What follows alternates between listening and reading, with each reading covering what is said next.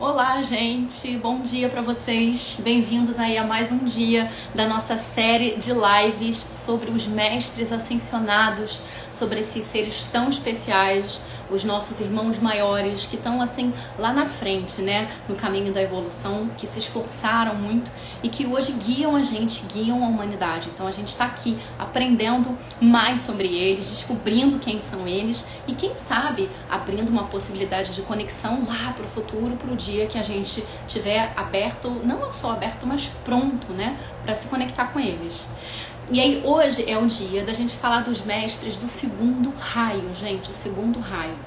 Aliás, ontem foi super interessante, foi engraçado, eu fiquei rindo aqui, porque eu disse a vocês que a gente sabe de alguns mestres, né, eles disseram que moram em um certo local, em uma certa região, e tem dois desses mestres que a gente vai falar hoje, que são o mestre Kutumi e o mestre Djalku, e eles dois revelaram pra gente a cidade onde eles moram, né, que é Shigatse, no Tibete. E aí ontem eu comentei brincando, né, vamos um dia visitar essa cidade, e recebemos aqui várias mensagens do pessoal, vamos lá, vamos fazer uma excursão pro Tibete, quem sabe a gente andando lá pela cidade, a gente descobre onde é que eles moram, né? É claro que não é assim, né, gente? É uma brincadeira, mas foi engraçado ver essa repercussão aí de ontem, mostrando essa curiosidade que a gente tem, né? De saber deles, de querer estar perto, de entender mais. Então hoje a gente vai falar justamente sobre esses dois mestres, tá bom? Então vamos lá, segundo raio, né? Qual que é o segundo raio? O segundo raio é um raio que fala da qualidade do amor, sabedoria. Amor, puro amor, capacidade de deixar o nosso chakra cardíaco comandar a nossa vida, amar, estar aberto ao próximo, sensibilidade. Então, são essas qualidades que a presença do segundo raio desperta na gente. E a sabedoria vem quando a gente pratica o amor. Ao praticar o amor de forma consistente, a gente adquire sabedoria. Então, a gente desenvolve também o nosso lado intuitivo. O chakra do coração tem uma relação íntima e muito interessante com o desenvolvimento da nossa intuição também. Então, os mestres que a gente vai comentar hoje são justamente os mestres que têm a ver com esse segundo raio, que estão à frente desse segundo raio na humanidade. Então, vamos lá. É interessante também a gente pensar no seguinte, falando ainda sobre os mestres ascensionados em geral, esses mestres, a gente sabe, de acordo com os escritos sagrados, que eles acompanham a humanidade e acompanham a gente individualmente também a muitas vidas.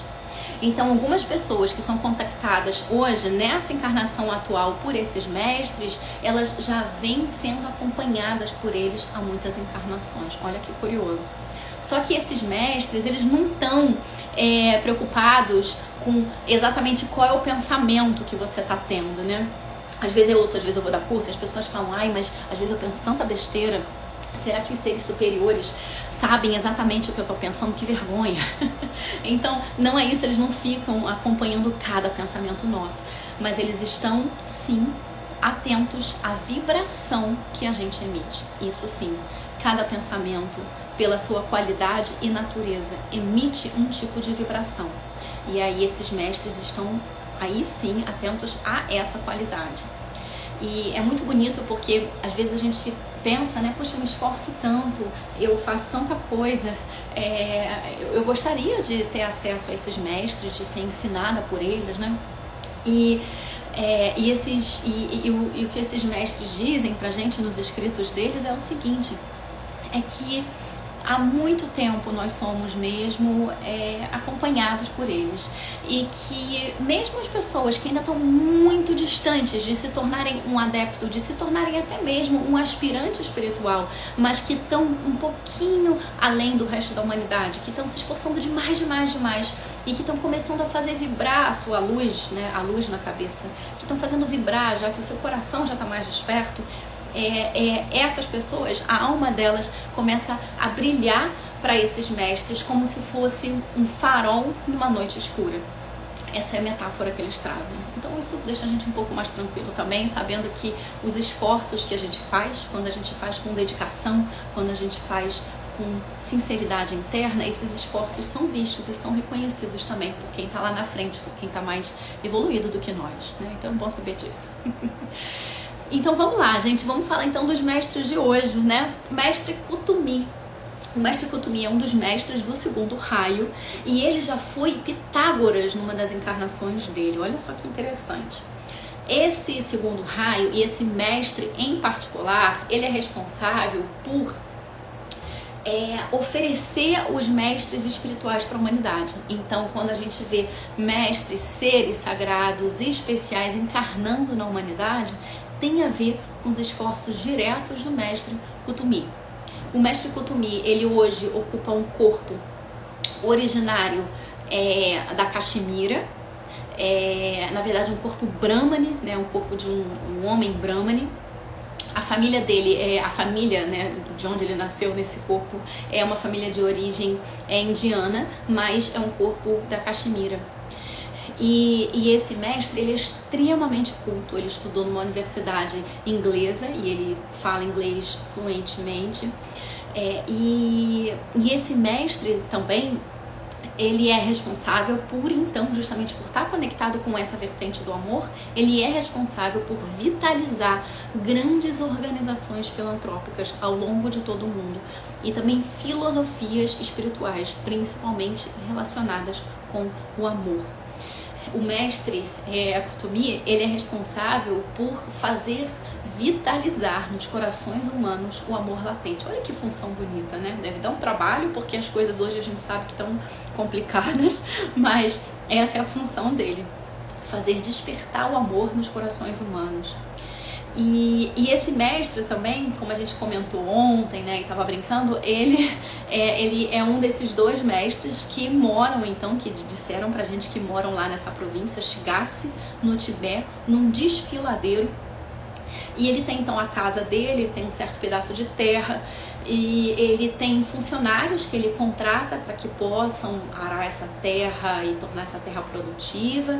E ele também, nessa terra, ele descreve, né, tem um jardinzinho por onde passa um riachozinho e muitas horas do dia dele ele fica ali sentado à beira desse riacho, enviando correntes mentais para todas as pessoas no planeta. E esses mestres são tão poderosos que em poucos minutos, né, dessa prática eles conseguem afetar positivamente toda a humanidade. Então ele diz que alguém que passe ali por perto e que veja ali aquele homem, né, sentado ali próximo àquele riacho, pode imaginar que ele está ali sentadinho só relaxando, aproveitando o dia, mas ele está ali super engajado em enviar essas correntes poderosas para todo o planeta, tá bom? Esse é o mestre Kutumi. E esse mestre também, ele está aí prestes a receber uma promoção espiritual e ele vai então ser promovido. Ele vai ocupar o posto que hoje é ocupado pelo Mestre Jesus. Ele vai ser então responsável pela 7ª raça planetária aqui no planeta Terra. Então esse é o Mestre Kutumi, tá bom? E aí eu quero também hoje ainda falar para vocês sobre o Mestre de Jalku.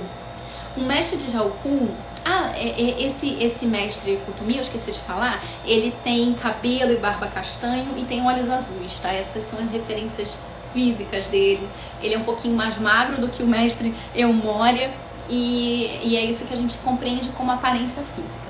Já o mestre de Jalku, ele foi o último dos mestres ascensionados, dos quais a gente tem notícia, a chegar a esse cargo, né, de mestre ascensionado, obter a 5ª iniciação. Então isso aconteceu em 1875 e ele ainda ocupa o último corpo, então, dessa mesma vida. Isso significa que, diferente dos outros mestres, esse mestre de Jalku, ele ocupa um corpo que já tem uma certa idade e que mostra então sinais de idade. Os demais mestres, vocês lembram, eu estava falando para vocês ontem, eles ocupam corpos mais jovens no geral, corpos que não envelhecem mais. E o mestre de Jalku, o corpo dele também permanece não envelhecendo, mas ele já estava numa certa idade ao obter essa iniciação, então ele permanece nesse corpo. É um corpo de um tibetano, então ele tem feições, né? Ele tem aparência oriental e aparência tibetana.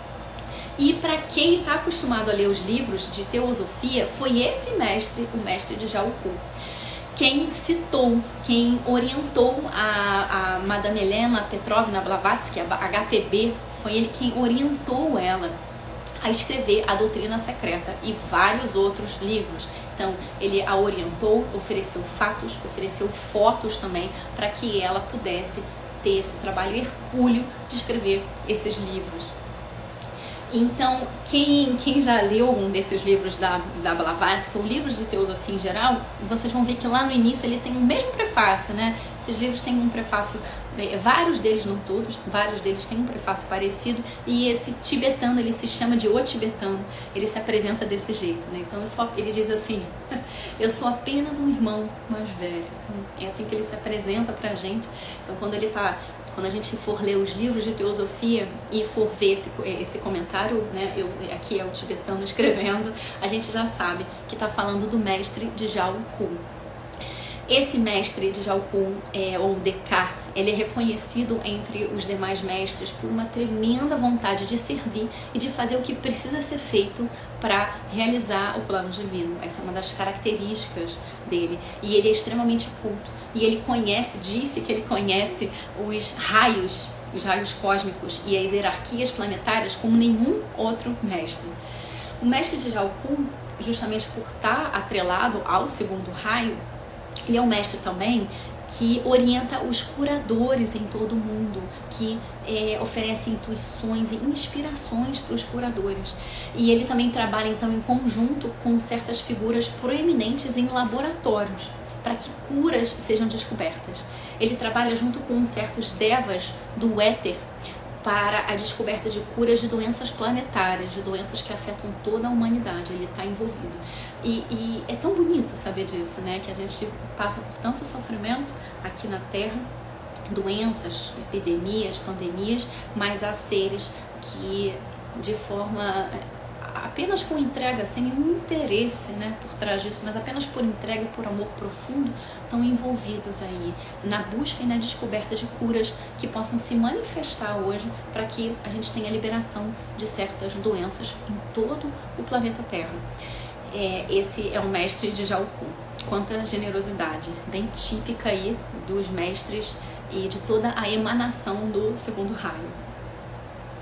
E um último dado sobre esse mestre de Jalku é que ele também é responsável por ensinar vários discípulos. Ele inclusive desafoga outros mestres, já que ele acaba assumindo esse ensino de discípulos de outros raios e de outros mestres, não apenas os discípulos ligados diretamente a ele. Então é um cara assim, também muito ligado com essa ideia do ensino e do despertar espiritual direto e através dos indivíduos também. Então essas são as principais, talvez algumas das informações mais importantes que a gente sabe desses mestres. E lembrando que essas informações foram passadas por nós através de livros, e esses livros, muitos deles já foram escritos há algumas décadas. Então pode ser que algumas dessas informações nem estejam mais atuais, né? É preciso que a gente saiba disso, mas sabendo também que a essência desses mestres, isso sempre permanecerá atual. Talvez a gente viaje para Shigatse e não encontre eles por lá, talvez eles tenham resolvido mudar de casa, mas a essência deles, essa permanece, tá bom? Então, para finalizar, eu convido vocês para a gente fazer aqui uma pequena introspecção, para que a gente convide essas energias especiais para as nossas vidas. Vamos lá?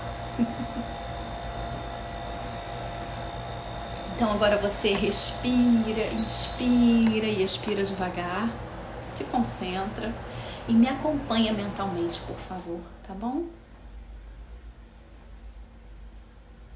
Ao ser transcendente, a todos os mestres espirituais, aos grandes seres e mestres ascensionados, a nossa alma superior, ao nosso eu divino, humildemente nos dirigimos ao mestre de Jalku, ao mestre Kutumi. Nos colocamos à disposição para que possam utilizar as nossas vidas, os nossos corpos, as nossas energias para a realização, materialização do plano divino.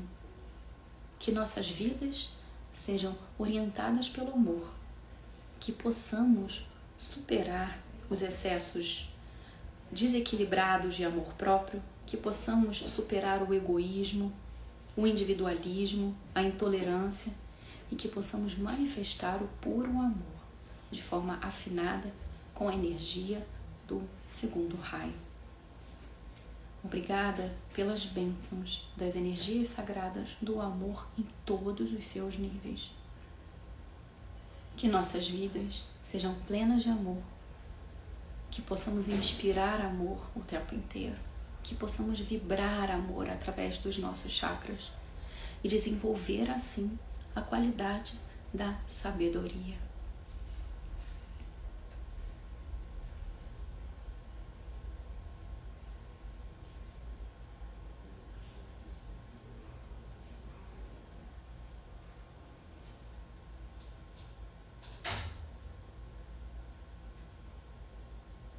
Que assim seja.